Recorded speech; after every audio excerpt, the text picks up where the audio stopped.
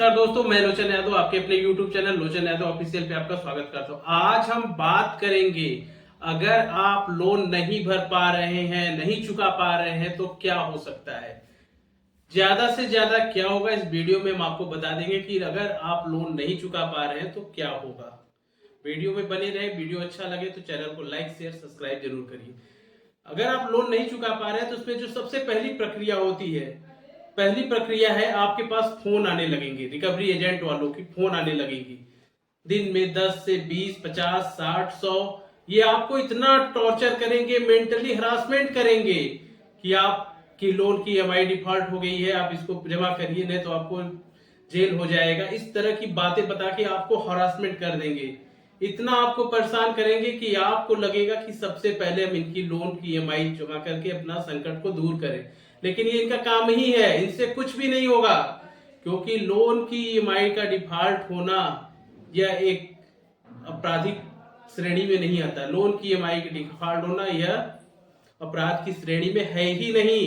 जब आपकी सिविल अच्छी थी तब बैंक ने, एनबीएफसी कंपनी ने इसे आपकी सिविल को देख करके लोन को दिया। किसी भी कारणवश अगर आप लोन नहीं चुका पा रहे हैं तो इसके लिए आप परेशान मत होइए। लोन की ईएमआई का डिफॉल्ट होना यह एक अपराध की श्रेणी में नहीं आता है। पहली प्रक्रिया आपको फोन से टॉर्चर करेंगे, बहुत फोन करेंगे, दिन भर फोन करेंगे। वो तो उनका काम ही है, रिकवरी एजेंट का तो काम ही है, वो आपको फोन करेंगे, परेशान करेंगे अपना टारगेट के लिए। उनको तो टारगेट मिला है कितने फोन करने हैं, इनको परेशान करके इनका पेमेंट लाओ, उसी के बाद इनका कमीशन सेट होता है। इसके लिए आप परेशान बिल्कुल नहीं, आप इनको कॉल को इग्नोर करिए। दूसरी प्रक्रिया legal notice. Bank NBFC company दूसरी प्रक्रिया लीगल नोटिस की करेंगी।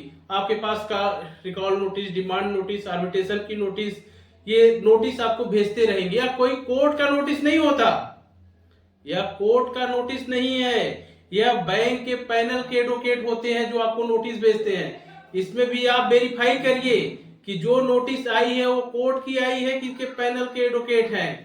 ये आपको डराने के लिए नोटिस भेजेंगे। तो नोटिस अगर भेजते हैं तो नोटिस से डरिए मत, नोटिस का जवाब दीजिए। इनके नोटिस का आप जवाब दीजिए। अगर आप लोन लिए हैं और लोन की ईएमआई आप नहीं भर पा रहे हैं, आपका ईएमआई डिफॉल्ट हो जा रही है, तो जितनी भी नोटिस आती है उनका इनको जवाब दे दीजिए। क्योंकि जब आप इनके नोटिस का जवाब देंगे, और जो तीसरी बात है, इसके बाद की प्रक्रिया बहुत ही इंटरेस्टिंग होती है। इसके बाद जो भी रिकवरी एजेंट होते हैं ये एक ही कमरे में बैठकर अलग अलग बन करके आपसे बात करेंगे। कभी आप पुलिस बन के बात करेंगे, कभी एडवोकेट बन के बात करेंगे, और इस तरह आपको बात करेंगे कि लगेगा कि ये सच में हो रहा है।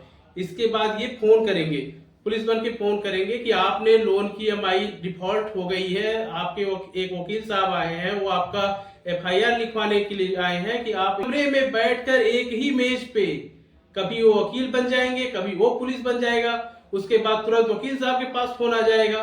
वकील साहब फोन करेंगे कि आप अगर इनकी लोन नहीं भरते हैं तो आपके ऊपर ये केस हो जाएगा। इस तरह करके ये फोन करके रिकवरी एजेंट, ये वही रिकवरी एजेंट है जिनको कुछ भी नहीं आता, ये आपको डराएंगे। एक ही टेबल पे बैठकर अलग अलग भूमि रच करके आप लोगों को परेशान करेंगे। तो इस तरह आप लोग इनसे डरिएगा नहीं।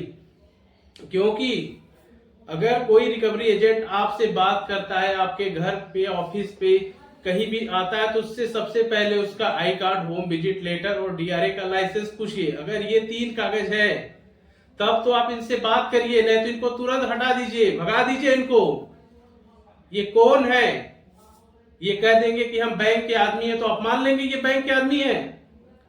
अगर बैंक के आदमी हो तो आई कार्ड दिखाओ, डीआरए का लाइसेंस दिखाओ। अगर आपको अगर होम विजिट मिला है तो होम विजिट लेटर दिखाओ। 80%, 90% ये फर्जी रिकवरी एजेंट है जो सिर्फ कमीशन के लिए आपको परेशान करते हैं। अगर आप लीगल हैं, आप एथोराइज हैं, तो ये डॉक्यूमेंट लेकर के आइए और ड्यू टू प्रोसेस आइए। आप ड्यू टू प्रोसेस आइए, जो प्रोसेस है, तब तो आप इनसे बात करिए, नहीं तो इनको तुरंत वहां से भगाइए। आप इनको इन्हीं की भाषा में समझाइए और इनको बता दीजिए कि लोन की ईएमआई का डिफॉल्ट होना कोई आपराधिक श्रेणी में नहीं है, कुछ भी नहीं होगा, कहीं भी एफआईआर नहीं होती है। ये आपको डराएंगे, धमकाएंगे कि चलिए बैंक में बात करते हैं, वहां से आपको पुलिस स्टेशन से फोन करवाएंगे। तो ऐसा कुछ भी नहीं होता, क्योंकि कोई भी थाने चौकी से आपको लोन की ईएमआई के लिए फोन नहीं करेगा। पुलिस का काम लॉ एंड ऑर्डर मेंटेन करना है, ना कि आपके लोन की रिकवरी कराना। ये तो सब इलीगल ढंग से रिकवरी एजेंट आपको परेशान करते रहेंगे, दिन भर टॉर्चर करते रहेंगे। उनका तो काम ही है, उनका तो काम ही है, वो तो अपना काम कर रहे हैं। उनको तो टारगेट मिला है कि अगर इतना रिकवरी लाओगे इतना कमीशन मिलेगा। तो अपना काम ही कर रहे हैं। इनको इग्नोर करिए और इनको इन्हीं की भाषा में समझाइए। आप अपने अधिकारों को जानिए। लोन की ईएमआई का डिफॉल्ट होना ये क्रिमिनल केस नहीं है। आप अपने अधिकारों को जानिए, तभी आप इनका जवाब दे पाएंगे। इनको इन्हीं की भाषा में समझाइए। इस तरह आपको तमाम टॉर्चर करेंगे, तो आपको इनसे डरने की जरूरत नहीं है। आप इनको इन्हीं की भाषा में समझा दीजिए। कभी भी कोई भी रिकवरी एजेंट आपके घर पे, मकान पे, ऑफिस में, कहीं पे भी आता है, तो आप इनसे 3 डॉक्यूमेंट पूछे। पहले अपना आई कार्ड बताइए, दूसरा होम विजिट लेटर, और तीसरा डीआरए का लाइसेंस अगर है तो आप इनसे बात करिए, नहीं तो इनको तुरंत वहां से भगाइए। और ज्यादा दिक्कत हो तो इनकी वीडियो बना लीजिए कि ये फर्जी आदमी हमारे घर आकर के धमकी दे रहा है, डरा रहा है, गाली गलौज कर रहा है, और उसकी थाने में आप एफआईआर करा दीजिए। कोई भी रिकवरी एजेंट आपको और आपके मान सम्मान को ठेस नहीं पहुंचा सकता। आपके मोहल्ले में, घर में, ऑफिस में, मकान पे आकर के गाली गलौज नहीं कर सकता। ऐसा नहीं है कि वो गाली देगा, गलौज देगा। आपने लोन लिया है, लोन की ईएमआई नहीं भर पा रहे, तो ये कोई अपराधिक नहीं है कि वो आपके समाज में आपकी इंसल्ट करेगा, आपके मान सम्मान को खराब करेगा। ऐसा कोई करता है उसकी तुरंत वीडियो बनाइए, एफआईआर कराइए। और कुछ कंपनी वाले तो फोन भी करने लगते हैं, आपके रिलेटिव, फ्रेंड्स, घर में किसी भी मेंबर के आप फोन करेंगे कि आपका इतना लोन बचा है, ये आपको गारंटर बना दिए हैं, आपको ईएमआई भरनी है। तो ऐसा कुछ भी नहीं होता, आप लोग याद कर लीजिए।